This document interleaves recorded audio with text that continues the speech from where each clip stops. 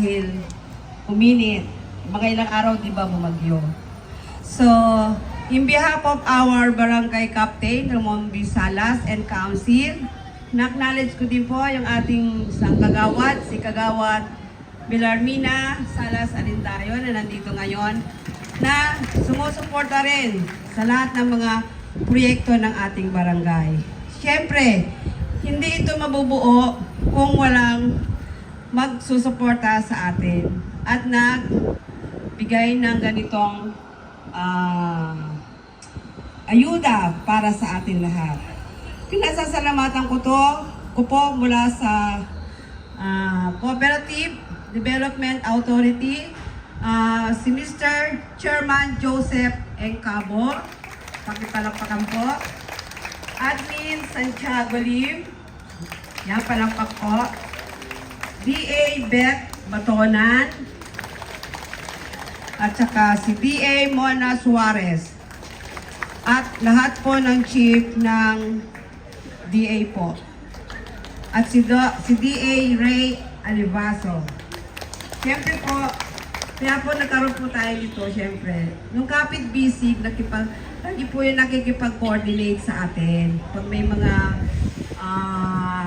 biyaya sila na gustong ibaba sa ating barangay. Pinapasalamatan ko po si Miss Norma Asuncion. Siya po yung nakikipag-ugnayan sa atin. Kapit busy po sila. So, syempre, unang-unang pasasalamat sa CDA na tayo ay nabiyayaan ng ganito. Kahit sa mga kaunting bagay o maliit na bagay, lagi nila tayong naalala. Maraming salamat po sa inyo, Mr. Icova, Chairman, at saka ang buong staff ng CDA. Yan, sila lahat tumulong dito na mabuo ang ganitong bigayan. So,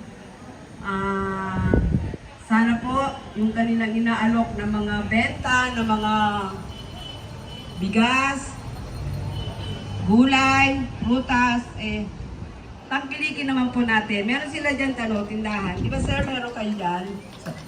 So, kung may time kayo, mura naman po. Meron din sila mga frozen, tawag nito, mga karne. Meron din po sila dyan. So, kami naman din kasi minsan bumibili pag may time talaga. Minsan, dumalaw kayo dyan sa store nila, sari-sari store. Marami kayong makikita dyan at mabibili. Siyempre, magdala kayo ng pera, diba? Hindi po ito, bigay. So, yun po, sir, ang mga inalok ko po, ang bibigyan po ninyo ay 200 persons. Unang-una po, mga barangay employees, sinabi ko nga po na barangay employees na lang muna pong bigyan kasi yung sahod naman nila ay hindi talaga enough. Masyadong mababa. Tapos, syempre po, senior citizen. Although, hindi po lahat ng senior citizen ay napagbigyan. So, kung may susunod pang ibibigay sa atin si Sir at ang CDA, siguro sila naman ang pagbibigyan natin. Okay ba, Sir? Okay daw. Yun. So, wag na kayo